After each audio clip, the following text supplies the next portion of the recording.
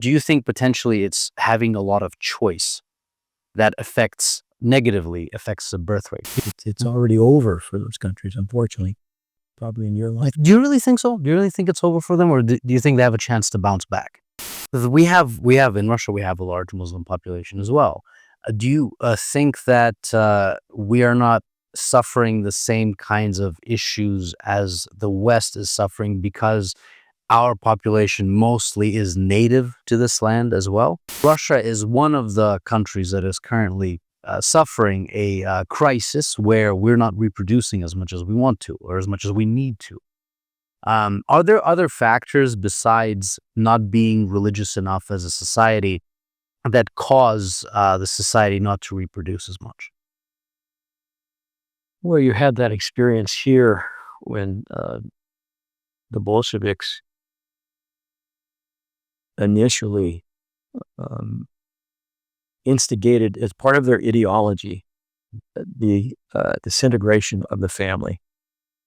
Children weren't a part of a family unit, they were part of a community unit, and marriages were not important. Didn't matter if you did marry or didn't marry. Didn't matter if you decided that you preferred your neighbor's wife or your neighbor's husband, and you could switch around. It was okay, and that began a breakdown of the family here, a devaluation of the family.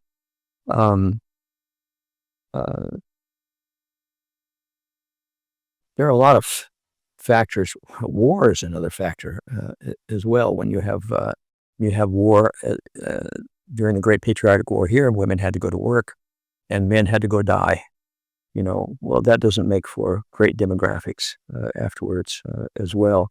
The economics, if people aren't able to make a living wage, they're not thinking about bringing children into the world because it's hard enough to make it. I'm impressed. Every week I read about new legislation being introduced into the Duma here to help young families, young women who are of childbearing age. If they're bearing children, they're given huge supplements to help them continue their education. If they're in university, it helps with childcare, but it helps with the cost of raising children as well. The families are given financial assistance with each birth of a child. They're given money to go towards the purchase of a home or of an apartment. Every week I read about some new legislation to help the young families, to make it more conducive towards raising children in this society. And that was absent for so long. The Soviet Union lost so many people because of wars, and then didn't reproduce because of the economy, and now things are changing. And also there was a policy of abortion. Under communism, abortion was just viewed as another form of birth control, or as the form of birth control. And so they murdered their future generations, unfortunately. And there's still a high abortion rate here, but it's lower and lower and lower every single year. Lower than some European countries now, and I can't remember how it compares in the United States. But it's going in the right direction. There are people in the West who say, oh, Russia claims to be a Christian country, and they still have a high abortion rate. And put it in the historical context. It's much lower than it was under communism, and it's going in the right direction. It keeps going down and down, and the births are slowly beginning to climb. Not enough, not nearly enough yet, but it's going in the right direction here. From what I understand, that particular statistic used to include those who taken the morning after pill, from my understanding. And there was research done into why that statistic is so high, and they found out, I could be wrong, I could be misquoting, but when you take that out, the actual physical abortion, the rates are a lot lower. And as you correctly pointed out, they are decreasing, and they're continuing to be lower and lower every year. Hopefully that continues. But again, we may be going and beating a dead horse, right? But abortions are celebrated in the West. Why celebrate something so evil? And I'm saying this as a non-religious person. because I see it as ending a life that I have a daughter. Not many people know this, but knock on wood, a son soon, and I can't imagine asking someone to go through that. I can't imagine putting someone through that. I can't imagine doing that. Yet it's celebrated. Why? Part of the globalist agenda, it's a death cult. I said before that part of their agenda is depopulation.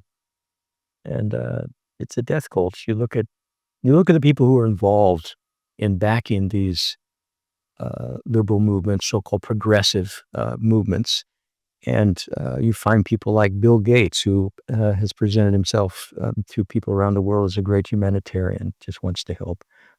But the vaccines he produces sterilize young girls in Africa, where he experiments on them. And why? Why does he do that? What motivated him? And then you discover that his father was, I think maybe he was I can't remember if this is correct or not. I know he was part of Planned Parenthood.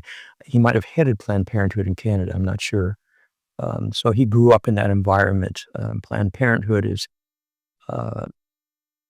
all about a death cult. It's eugenics. Yes, Yeah. very much so. And these young, unfortunately, these young people have been captured and brainwashed, and they think they're standing up for the rights of, you think about the language. We're here to protest for the reproductive rights of women. So what you mean is you're here to demand the right to murder your children. That's what you're asking. That's exactly what they're asking for. Yeah, but they don't say that. And they don't even think about that, really. It's reproductive rights of women. It has to be we have to stand up for that. And they don't think about the implications. You can find dozens and dozens of interviews with young girls and young women given before the abortion and after the abortion. And so often they're crushed, they're depressed. One of the greatest tragedies of their lives. I don't have women coming to me and saying, I really regret the children I had. I really am sorry I had children. I do have women, older women, who came and say, I aborted the children that God gave me, and now I can't have children. One of the side effects of the abortions is I can no longer reproduce. I can no longer give birth.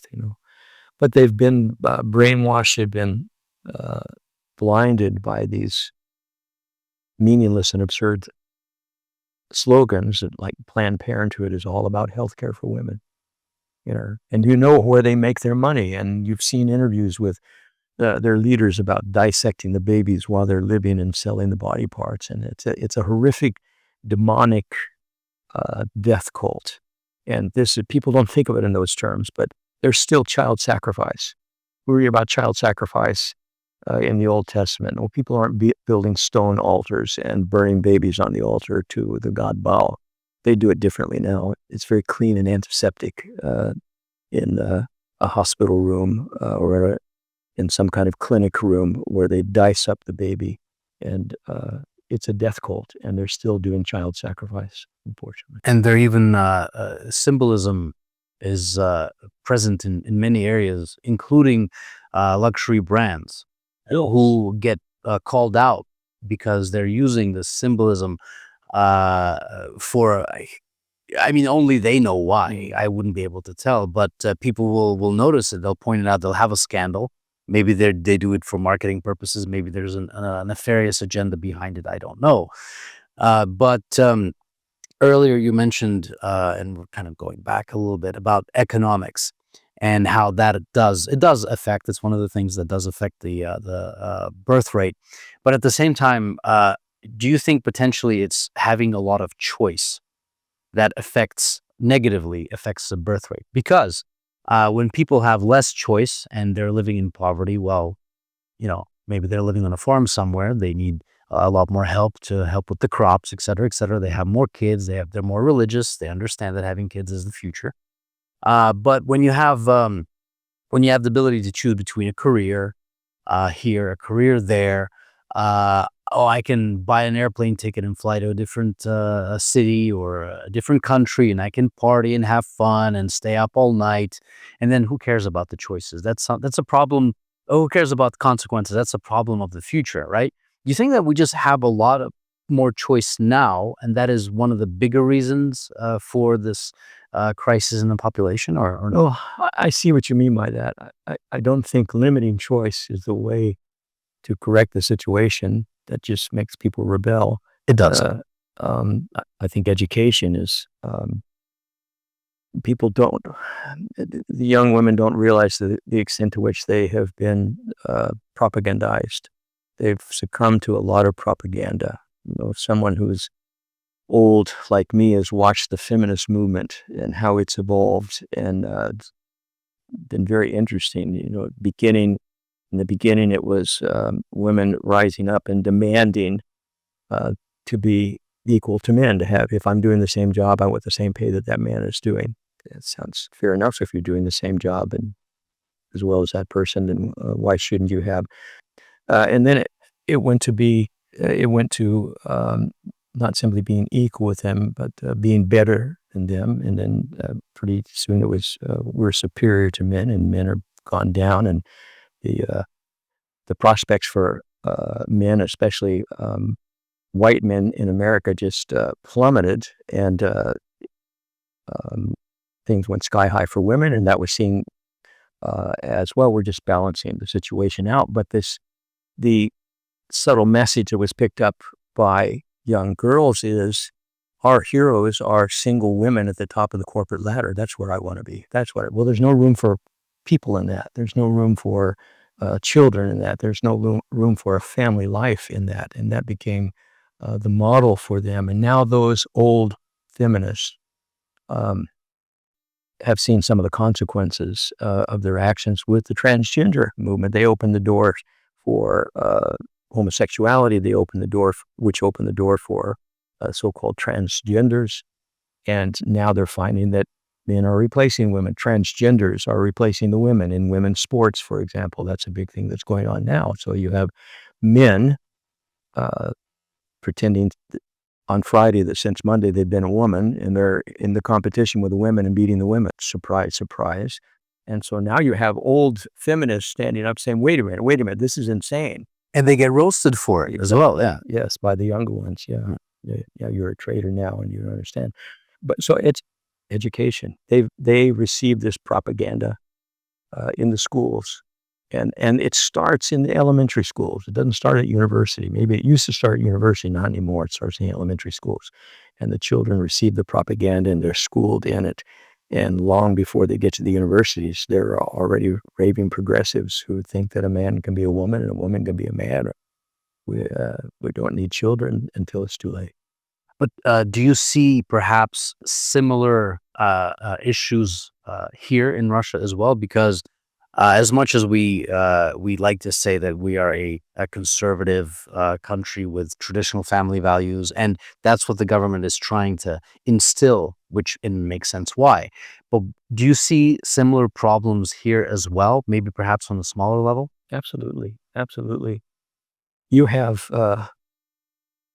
very influential oligarchs who are completely sold out to the globalist agenda, the Western agenda, and they want the same thing going on here that's happening in Europe and happening in America.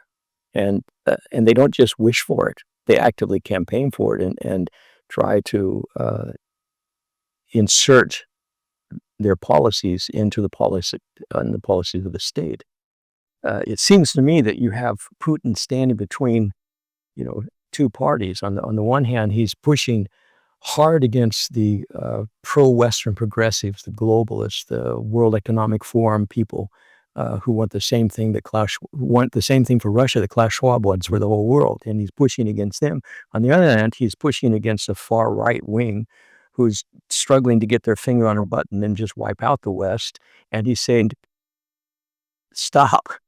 Then what happens if you remove him from that equation? That's a big concern for me. A power vacuum. Yeah, exactly. And so who wins at that point? What's the future? Which way will Russia go? That's an historical question. Which way Russia?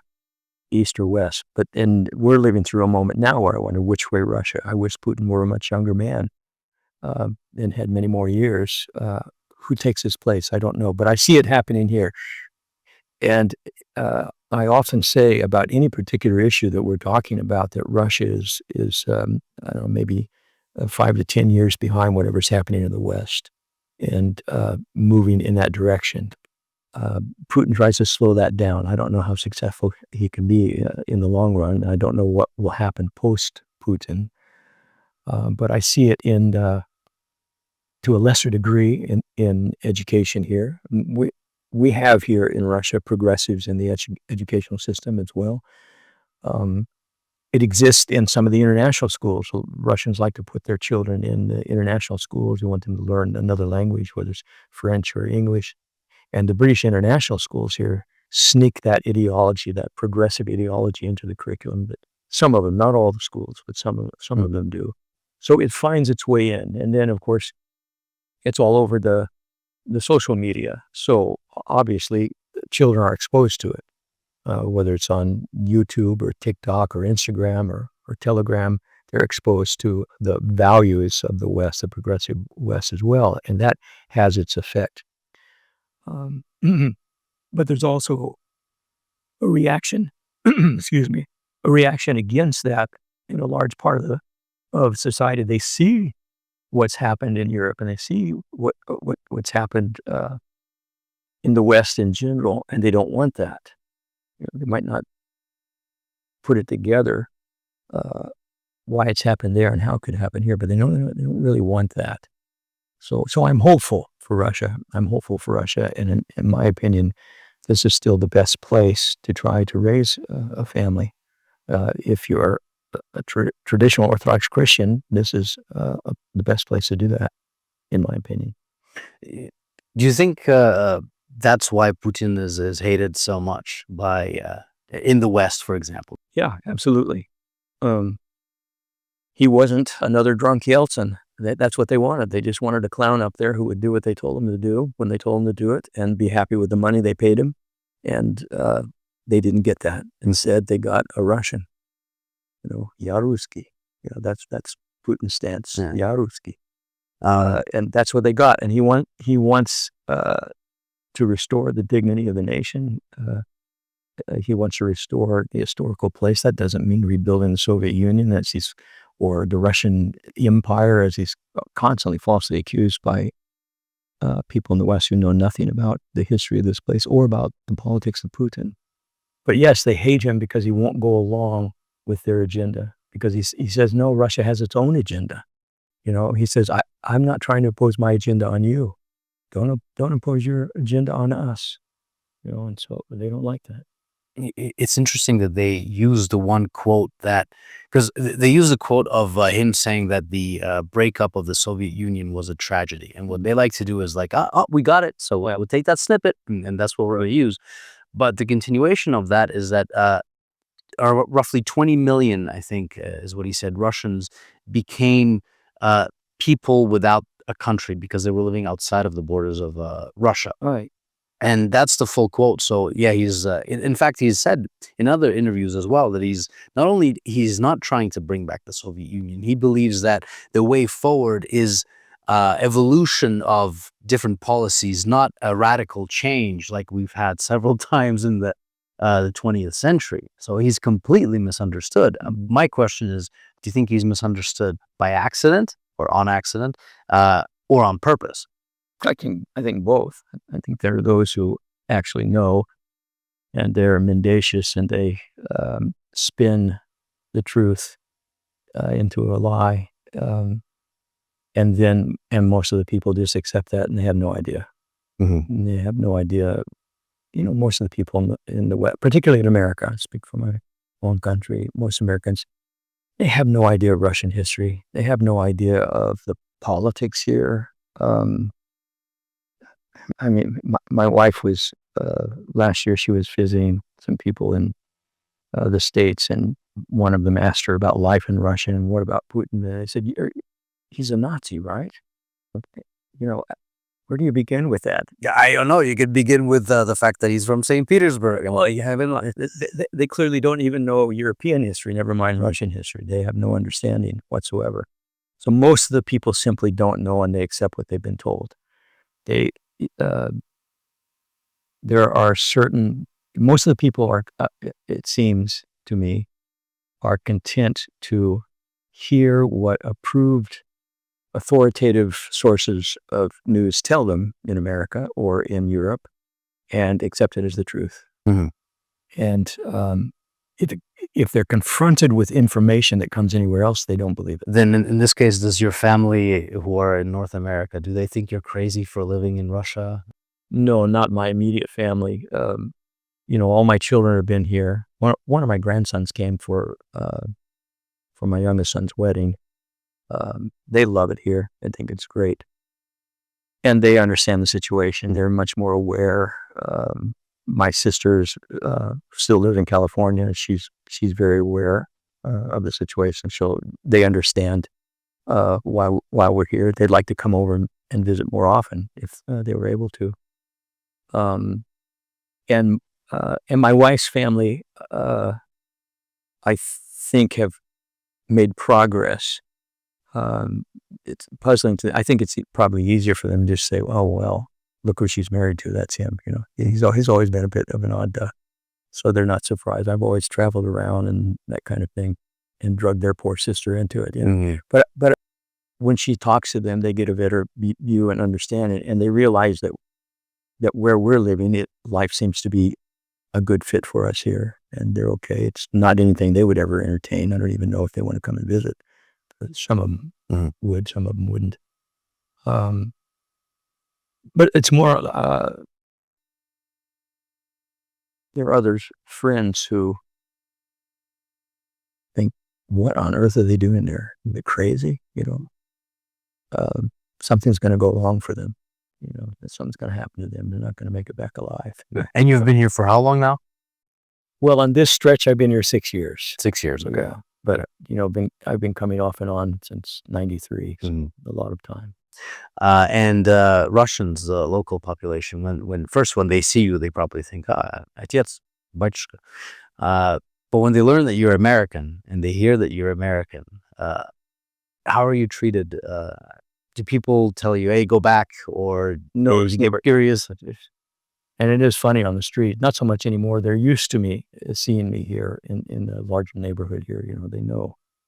When I first came, they would come up and begin asking me questions, and I'd say, "Извините, я иностранец.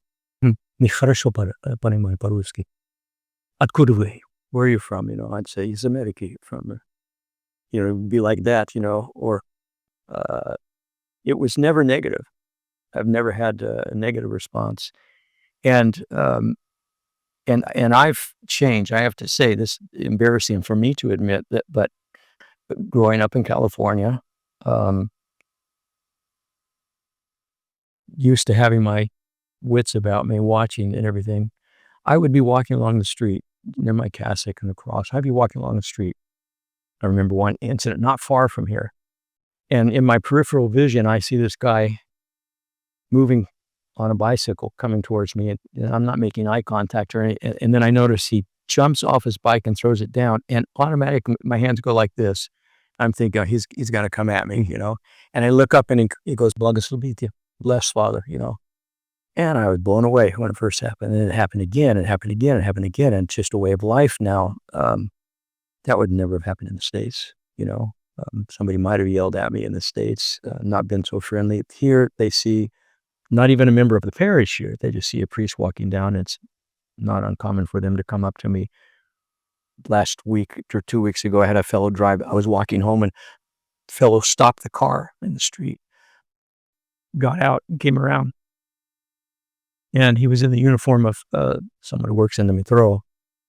And I goes, wait, подождите. And so I stood and waited, and he got into his car and he got some food and came and gave me the food. I don't know why he gave me the food. And I said, "Well, it's very kind of you. Thank you." And then he just fell on my shoulders and began to weep. And he was in fear of what's happening with the war. He has children who are in the army. What's going to happen to my children? What's going to happen to Russia? I'd asked, I said, why are you afraid? What's wrong? And he said, I'm afraid for my country. I'm afraid for my family. I'm afraid for me. Because it looks, from the perspective here, it looks like the whole of the West just wants to destroy Russia. Well, and the Western leaders do want to destroy Russia and divide it up and pick out the resources. But it's interesting to me that he sees a priest walking along the street, doesn't know him, is not a part of this parish, and he felt free to come up and asked me to pray for him. That was it. That's not an unusual experience here. It still sobers me when it happens. It's just not my experience in America. But it's not an unusual experience here. So they've been very friendly, and when they find out that I'm an American, they're more intrigued than anything else. Often they'll say, "Why do you want to live here?" That's that's the question that people will that ask. comes up a lot. If I've got to have a plumber come in and help, or an electrician to the apartment, and then they realize I'm not Russian. So, where are you from? America. What are you doing here? Why? Isn't everything better over there? And there's always pluses and minuses of both sides, obviously. And part of the channels, part of my hobby, these channels and everything, is that I saw a disbalance. I saw that people thought that Western countries are all the best at everything possible, and everything here is just terrible and awful. And I try to add a bit of balance to that, because there are pluses and minuses in both areas. It's just unfortunate the way the West is going with everything that we've discussed previously. Something that doesn't really often show up, even in Russian news. And I'm not sure if this is, as they call, fake news nowadays or not. But from what I understand is that there are a lot of random church burnings in Europe and North America. Have you heard anything about that, or is this news to you as well? No, it's not news. There have been a large number of churches, for example, in Canada, that have been burned to the ground, in some cases, and others just damaged. And it doesn't get reported very much in Western media. It's not seen as a problem. Burn down the equivalent number of mosques, and you're going to have a civil war going on, and the police are going to get involved, and the military National Guard might get involved as well. But this is not the season for Christians in the West or in America. So there's a lot of that takes place. France is infamous for that. The priests that are attacked and are murdered, and churches that are burned. It doesn't get widely reported in the West. But do you think that's the fault of the local Christian population that have been almost emotionally castrated, where they don't stand up for their Christian values and they just let it happen? Because, as you mentioned, you do that to a mosque, you're going to have a riot on your hands. Yeah. But you do that to a church and no one blinks an eye. Nobody cares. I mean, well, Christians haven't done well in France since the Great Revolution that they had, and were cutting people's heads off. France is not a Christian nation in any way, shape, or form. And it's long been the case there that Christians just have to quietly go about their business and hope not to draw attention to themselves. Christianity is dying in the UK as well, while Islam is growing. That's been going on for decades as well. And the demographics are such now. You have Islamic elites in government, in banking, and so authorities are afraid to say anything. You have no-go areas in European countries, in Sweden, in France, in England. There are places where the local cops simply will not go because it's controlled by the Muslims, and it's too dangerous for them to go in. And so it's run by the Muslims, those areas. And you actually have very few, but some places like that in the United States as well. There are some places in Michigan that are pretty much Islamic. And I understand we're likely to have a Muslim mayor in New York City. So we're going the way of the UK. We can see what's happening in the UK. You know, you have Muslim mayors and prime ministers, and I remember when the Muslim, I don't know if he was the mayor or what his position was in Scotland, but stood up in the Scottish Parliament and said, there are too many white people. As I look around this room, I thought, good Lord, this is Scotland. What are you expecting to see? Pakistanis in kilts? This is Scotland, you know. I was shocked. And doubly shocking for me was that the Scots just listened to him and didn't say anything. Wow. It's stunning. We have in Russia, we have a large Muslim population as well. Do you think that we are not suffering the same kinds of issues as the West is suffering because our population mostly is native to this land as well? Our Muslim population, is that the case, or why is it different from Russia then? Well, you have a very different history. There's a long history between Russian Orthodox and Islamic leaders. And it's been everything from the subjugation of Russians to peaceful coexistence. And so there's a long history in which people have learned how to live together. But it can still be volatile. I mean, the wars in Chechnya, I've often wondered how long will that peace last beyond Putin. Putin is such a linchpin, you know. He was able to bring peace there after much war. And but it seems to me that the state here is aware of the problems and does not want to have the same circumstances here that Western Europe enjoys, or that the UK enjoys. That's an interesting word. They don't want to enjoy such circumstances. And so lately they have been cracking down on illegal immigration. And it's a good thing. Some people say it's too little too late. We'll see. I think it's a good thing. There's a lot of illegal immigration here. And they've seen the consequences of illegal immigration, unchecked illegal immigration in the West, and they don't want that. And so they're beginning to crack down on that, which is a good thing. There's a large Muslim population here in Moscow, relatively speaking.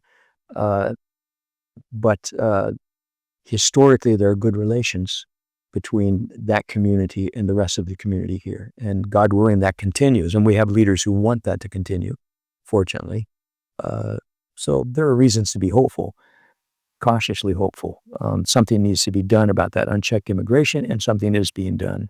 So they're not, the state doesn't feel that, oh, that's a Western problem that could never happen here. It could happen here. Of course, it can happen anywhere. Oh, for sure.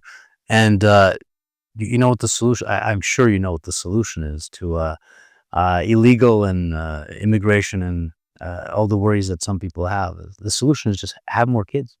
And it's difficult, obviously. I'm not saying it's easy, but the solution is there. It's been there for years, for centuries, right? It's just that now we've been using tradition to build everything that we enjoy, you know, society-wise, up until maybe 30, 40 years ago, when we just said, hey, let's try something else and see what happens. And now everything's gone to literally to hell in some areas. You can use that word, I guess.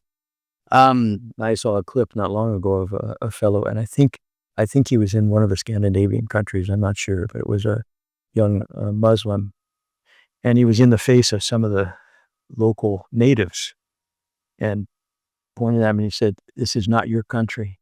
This is our country. And you know why it's our country? Because you're not having any children and we're having the children. It's our country. And demographically, he's right. Yeah, he is. It's already over for those countries, unfortunately. Probably in your life. Do you really think so? Do you really think it's over for them, or do you think they have a chance to bounce back?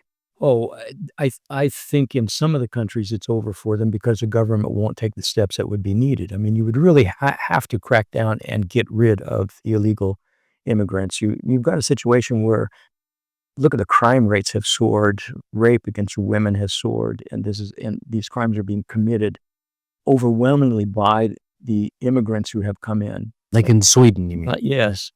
But also in the UK, it's happening in the UK as well, and in other countries, in Germany, they have similar problems as well. if they even bother to investigate and arrest anybody, they let them out immediately. There are no consequences for that kind of behavior very often. So what message does that send? And the government would have to crack down in a heavy-handed way and expel those immigrants and criminals, and they're afraid to do so. Whereas here, they actually, every time a big event happens, they'll find anyone related to that big event, and they'll try and expel them and export them, or not export them, but expel them back and ban them from coming in. At least that's the difference that I see. The government here actually tries to keep a balance of, yes, we need them because we're not reproducing enough and we want to exist as a country. But here are some family values. Please use them, the local population. And at the same time, if you were to break any laws, get out. The policy I've seen it illustrated here in Moscow. I remember one incident where a group of young Russian kids were playing football, soccer, we'd say in the States, playing football. And some of the older immigrants came in and said, "Get off, we're going to play, it's our field." And one of the kids said, "No, we're already playing here." And he smacked them and drove the kids off. They went and told their parents, and the parents didn't gather their clubs and weapons and come back and beat the immigrants. They just went to the police and said, "This is what happened." The cops came, arrested all of them. Those guys were out of the country before the evening was over. I mean, they were arrested, they were processed, and they were sent back to their country, and their families were rounded up and sent back as well, because when they come, they bring families over as well. And they acted on it immediately. That's something that doesn't happen in the West, unfortunately. And so that sends the message to the illegal immigrants: we can do whatever we want here. It's our playground. Well, Father Serafim, thank you very much for your time. I don't want to take up a lot of it, even though it happens so often that we can speak forever, but the batteries can only take this much, and your voice box can only take this much. However, every single interview that I have, or conversation, at the very end of it, I have something that I call an open microphone, where you can say what you wish, you can recite a poem, you can say hello to somebody. I'm not sure if they'll be able to see this video, but it's basically your time. You can say what you want, you can tell a story. Go ahead, please. Oh, totally unprepared for that, Stan. That's the point. That is the exact point. Oh, I often wish people in the West would come over and visit. I wish more of my friends would come over and visit. They would be amazed. They have no idea what life is really like here, and come over for a holiday and get a little glimpse of what life is like in this world. It's a wonderful place. I'm very grateful to God that by His providence, He's arranged that I can live here. Thank you very much. Likewise, thank you for this opportunity. And dear audience, like, subscribe, dislike, comment, reshare. Would love to see exactly and read what you think about this conversation. Спасибо огромное всем, кто досмотрел до конца. Ставьте там пальцы вверх, пальцы вниз, пишите комментарии. Сегодня с вами был Станислав, батюшка Серафим. That's how I would say it in Russian. Батюшка. It's ровно. Yeah. And again, just thank you very much. This is a fantastic conversation. My pleasure. Thank you, Stan.